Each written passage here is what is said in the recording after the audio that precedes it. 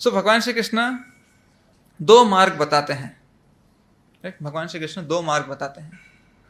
एक है सन्यास का मार्ग, दूसरा है भक्ति का, यानी भक्ति में सेवा का मार्ग। सो सन्यास का मार्ग कैसा है कि अगर किसी को भगवत प्राप्ति चाहिए है, हम प्राचीन युगों में कलौ तद हरि कीर्तनात्, कलयुग का मार्ग जो है वो हरि कीर्तन का मार्ग है। इसके पहले कृतय अध्याय तो विष्णु, अगर किसी को सत्ययुग में किसी ने जन्म लिया है, उसे भगवत प्राप्ति करनी है, सबसे पहला कदम है भगवत प्राप्ति के मार्ग में घर परिवार या संसारी जीवन छोड़कर जाना।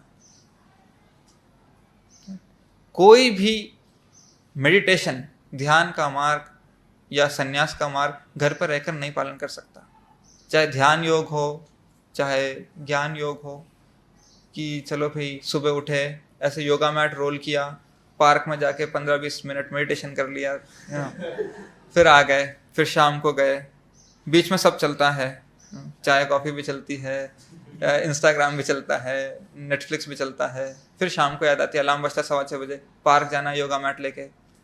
तो ये योग का मार्ग नहीं है। भगवान श्री कृष्ण बताते हैं आपको संसार त्याग कर जंगल जाना है, एकांत स्थान में जाना है, पवित्र स्थान में जाना है। लेकिन इसके पहले जब तक संसार में है वहां जाने की तैयारी करनी है। वहां जाने की तैयारी करनी है। तो कैसे तैयारी करनी है? निष्काम भाव से अपना कर्म करना है, फल की आसक्ति के बिना अपना कर्म करना है, अपने मन को संयम में लाना है। तो मन को संयम में लाने का क्या मतलब है? बहुत अच्छे से छठे अध्याय में भगवान कृष्ण बताते हैं मन को संयम में लाने का मतलब।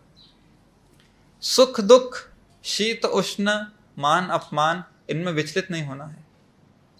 किसी ने कुछ बोल दिया तो बुरा लग गया, किसी ने तारीफ कर दी तो बहुत खुशी हो गई, राइट? इसमें विचलित नहीं होना है, राइट? कुछ सुखी क्या कहते हैं समाचार मिला या कुछ सुखी घटना घटी तो बहुत खुश हो गए, कोई दुखदायी घटना हुई तो बहुत दुखी हो गए, राइट? कोई वस्तु चली गई है, कोई बहुत मूल्यवान वस्तु, कोई बहुत घनिष्ठ मित्र चला गया है, कोई परिस्थिति हमारे मन मुताबिक नहीं है, हम तुरंत दुखी हो जाते हैं। कोई बहुत ही वांछित वस्तु प्राप्त हो गई, हम बहुत सुखी हो जाते हैं। तो चाहे कोई प्राप्त हो, चाहे कुछ चला जाए, न शोचती न कांक्षती, न सुखी होना है, न सुख में एकदम उत्तेजित होना है, न दुख में एकदम विचलित होना है। तो इस तरह से एक कदम हुआ। फिर दूसरे कदम में भगवान बोलते हैं जो पत्थर मिट्टी के ढेले को, स्वर्ण को एक समान दृष्टि से देखे। जैसे बहुत सारे भक्त हैं, आप मॉर्निंग में वॉकिंग के लिए जाते हैं, टहलने निकलते हैं ना, तो ऐसे सड़क पर कितने सारे पत्थर पड़े रहते हैं, आपको कुछ आकर्षण होता है उनको देख के? अब ऐसे चलते जा रहे हैं, पत्थर पड़े, बीच में एकदम सोने का बिस्किट दिख गया आपको, अब उसी भाव से चलते जाएंगे? नहीं चलते जाएंगे, एकदम से आकर्षण होगा, सोने का बिस्किट, ओहो। तो जैसे ही सोने का बिस्किट और पत्थर में हमको अंतर पता चला, इसका मतलब अभी भी कुछ भाव है उसके प्रति। छठे अध्याय में भगवान कृष्ण बताते हैं कि लोष्ट, अश्म, कांचन, इन सबको कोई समान दृष्टि से देखता है। थोड़ा और आगे गए तो एकदम हीरा पन्ना ऐसा कुछ पड़ा हुआ मिला तो एकदम से हमारा जो मॉर्निंग वॉक का भाव है थोड़ी देर बदल जाता है। ऐसा हरे कृष्ण कृष्ण कृष्ण हरे हरे राम राम, सोने का बिस्किट तो है कि नहीं?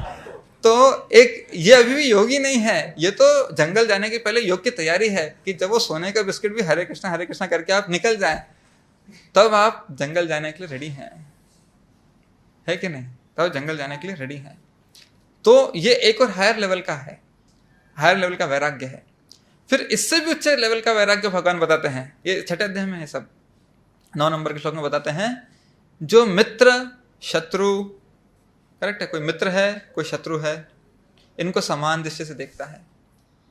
कोई ईर्ष्यालु है, कोई हमें सहायता करता है, कोई मध्यस्थ है, तटस्थ है, कोई प्रकार का व्यक्ति है, करेक्ट, भला मानुष है, बुरा मानुष है, सबको समान दृष्टि से देखता है। ये सब अलग अलग जीवात्माएं हैं, उन्होंने अपने अपने कर्म और अपनी अपनी इच्छाओं के अनुसार अलग अलग शरीर धारण किए हैं।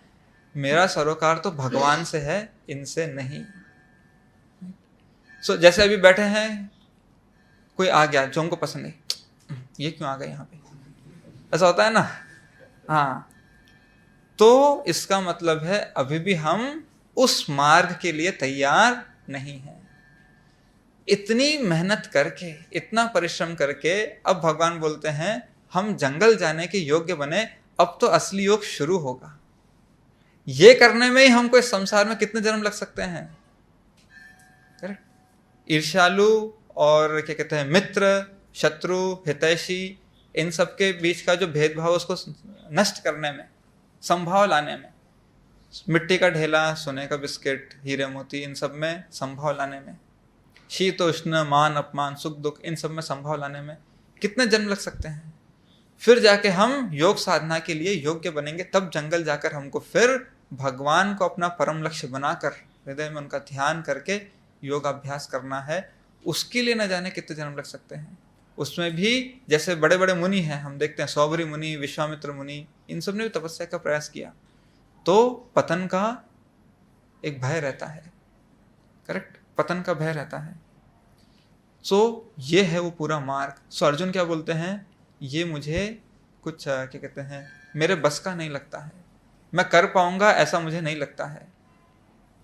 सो भगवान फिर दूसरा मार्ग क्या बताते हैं, आप जो कुछ कर रहे हैं, जिस भी स्थिति में है, सीधा मुझे अर्पण कीजिए और इस तरह से मुझसे संपर्क जोड़िए।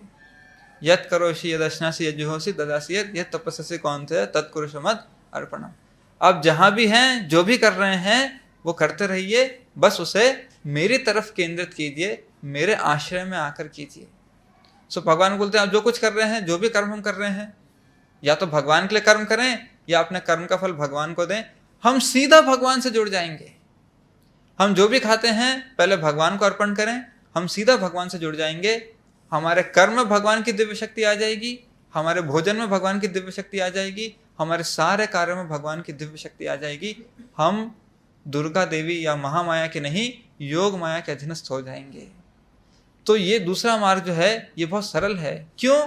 इसमें हमें अपने मन को दबाने की, संयमित करने की या इस तरह से कठोर परिश्रम कराने की आवश्यकता नहीं पड़ती है।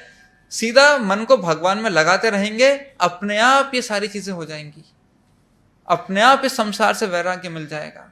सो भगवान ने हमको दो ही चीजें बताई हैं 15वें अध्याय में, संसार से विरक्ति, भगवान की शरणागति। सो जब हम भगवान की शरणागति लेते हैं, अलग से विरक्ति का अभ्यास करने की आवश्यकता नहीं है, जो संन्यास मार्ग में करना पड़ता है कि पहले विरक्ति लाओ, अब मैं संसार से पूरी तरह से मुक्त हो गया हूं, अब कोई लगाव नहीं बचा, आसक्ति नहीं बची, अब मैं भक्ति करूंगा। कुछ लोग ऐसे होते हैं जो बोलते हैं प्रभु जी अगर माला करनी है तो अच्छे मन से करनी है, पहले हम अपने मन को साफ करेंगे फिर हम माला करेंगे। लेकिन ये मार्ग इस कलयुग में सार्थक हो ही नहीं सकता। इस कलयुग का मार्ग क्या है? आप सीधा माला लीजिए और माला कीजिए, मन अपने आप साफ होगा। कलौ तद हरि कीर्तना, दूसरा कोई मार्ग कार्यरत नहीं होगा, कारगर नहीं होगा इस कलयुग में। सो भगवान ने हमें यह रास्ता दिया है। अगर हम इसको श्रद्धा से, दृढ़ निष्ठा से, संकल्प से करेंगे, निश्चित रूप से भगवान कृष्ण बोलते हैं त्यक्त्वा देहम पुनर्जन्म नैति मामेति अर्जुना। सो दूसरे मार्ग में अनेक जन्म लगते हैं। भगवान बोल रहे हैं मेरे इस शरणागति के मार्ग में ये शरीर त्यागते ही आप मेरे धाम को आ जाओगे, यहां पुनर्जन्म नहीं लोगे। सो सिर्फ एक चीज हमें करनी है, वो क्या है? भगवान की इच्छा के अनुसार अपनी इच्छा को मिलाना है। ये कार्य इतना आसान नहीं है।